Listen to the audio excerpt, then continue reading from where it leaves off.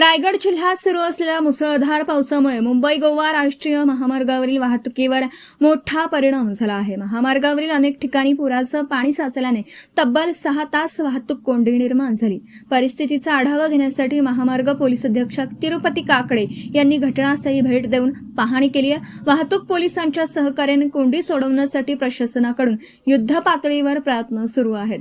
रायगड जिल्ह्यात झालेल्या मुसळधार पावसामुळे मुंबई गोवा राष्ट्रीय महामार्गावरील अनेक भागांमध्ये पुराचं पाणी साचलं।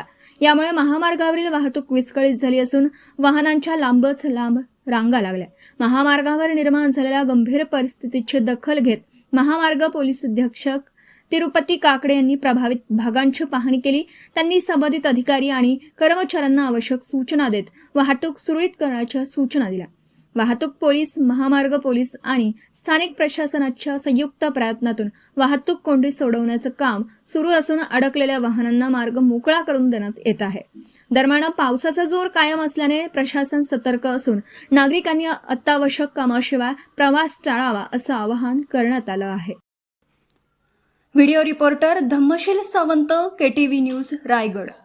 आपल्या परिसरातील बातम्या आमच्यापर्यंत पोहोचवण्यासाठी स्क्रीनवर दिलेल्या क्रमांकावर संपर्क साधू शकता। दूरध्वनी क्रमांक 9833235011।